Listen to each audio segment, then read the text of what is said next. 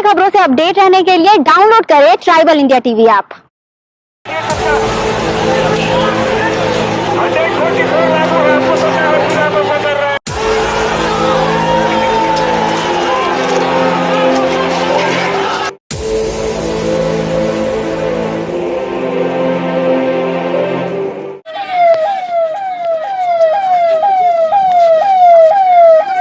मोरहाबादी मैदान में 7 दिनों से आंदोलनरत सहायक पुलिसकर्मियों पर लाठीचार्ज किया गया। कई महिला व पुरुष सहायक पुलिसकर्मी हुए चोटिल। मुख्यमंत्री हेमंत सोरेन ने कहा कि मेरी सोच सकारात्मक है। आंदोलनरत सहायक पुलिसकर्मी अपनी मांगों को सरकार के समक्ष रख सकते हैं। सीएम ने कहा कि लाठीचार्ज किस परिस्थिति में हुई है देखना पड़ेगा। पूर्व मुख्यमंत्री रघुवर दास ने सोशल साइट पर लाठीचार्ज की तस्वीरें शेयर की। पूर्व उप मुख्यमंत्री सह सिल्ली विधायक सुदेश महतो ने भी लाठीचार्ज की तस्वीरें शेयर की हैं। लाठीचार्ज से व्यथित सहायक पुलिसकर्मी आंदोलन पर डटे हुए हैं।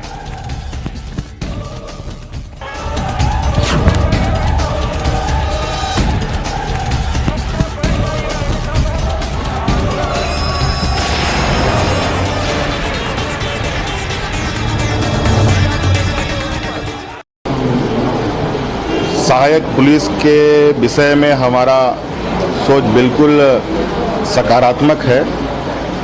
अब लाठीचार्ज क्यों हुआ, किस लिए हुआ, ये जानने का विषय है। मैंने उसको देखा नहीं है अभी। और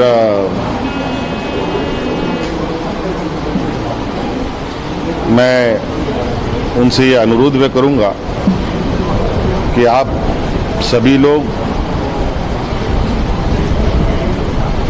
अपनी इस मांग को सरकार के समक्ष रख सकते हैं। बिल्कुल लोकतंत्र में अपनी बातें रखने का अधिकार है, लेकिन किसी भी तरीके का कोई गैर कानूनी कदमें होंगी तो सरकार उस पर भी कंप्रोमाइज नहीं करेगा।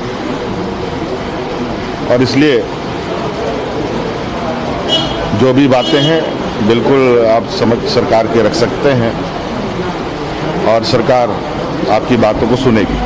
झारखंड के 12 जिलों से आए लगभग 2500 सहायक पुलिसकर्मी पिछले 7 दिनों से सीधी नियुक्ति की मांग को लेकर मोरहाबादी मैदान में आंदोलनरत हैं। पूर्व की सरकार द्वारा 3 साल के अनुबंध पर 10,000 मासिक वेतन पर रखा गया था और इस दौरान अस्थायीकरण की बात भी कही गई थी। सहायक पुलिसकर्मियों का अनुबंध अगस्त 2020 में समाप्त हो गया है, फिर भी ये सभी अपनी सेवा दे रहे थे। ये सभी महिला व पुरुष सहायक पुलिसकर्मी घोर नक्सल प्रभावित क्षेत्र से आते हैं।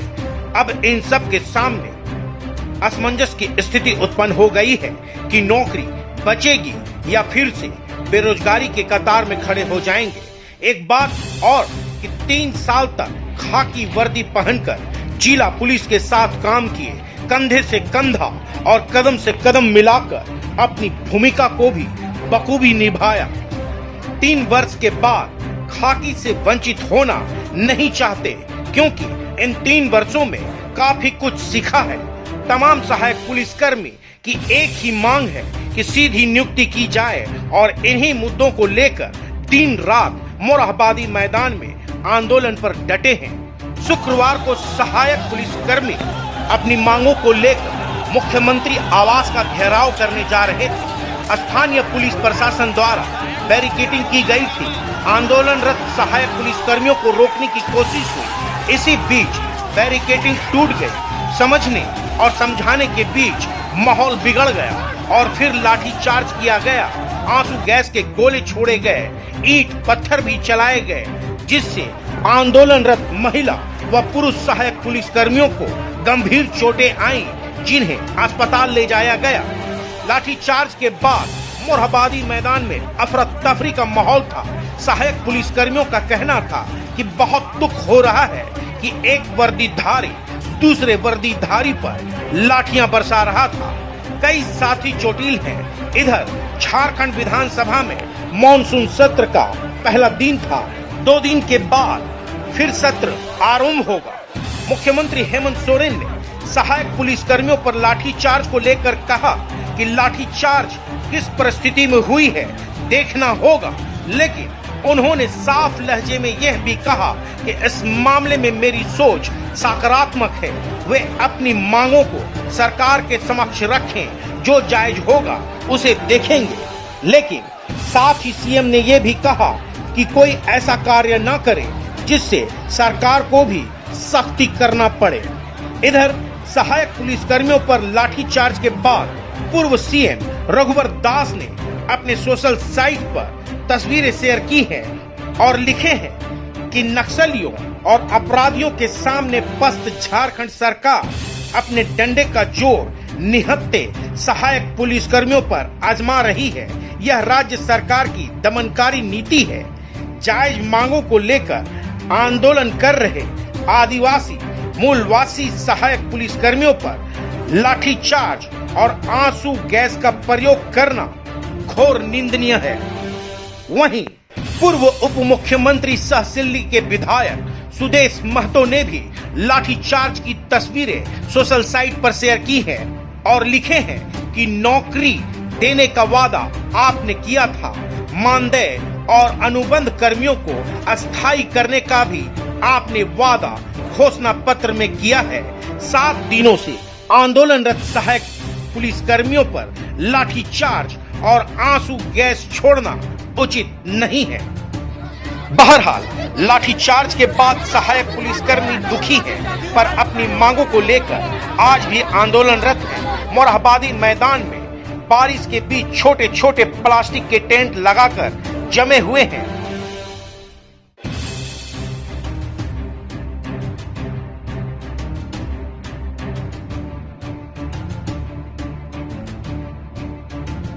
खाने पीने की उचित व्यवस्था भी नहीं है। ये कहीं बाहर भी नहीं निकल पाते हैं। आसपास की तमाम दुकानें बंद हैं। चूड़ा, गुड़, चना वगैरह खाकर रात गुजारने पर विवश हैं।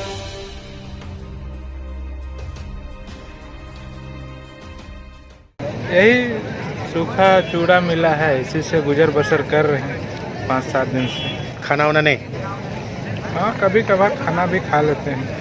तो आसपास में क्या अभी होटल ऐसा कुछ नहीं खुला हुआ है खाने पीने के लिए? होटल तो आसपास में हम लोग देखे ही नहीं है, तो कहाँ से जाएंगे। हेमंत सरकार से हम लोग उम्मीद करते हैं कि जल्द से जल्द हमारे बातों को संज्ञान मिल जाए और अस्थायी करने का विचार करें। यही चाहते हैं सरकार से। देखने वाली बात यह होगी कि आखिर ये आने वाले दिन आंदोलन किस करवट लेती है। ट्रैवल इंडिया टीवी के लिए मनोज शरण।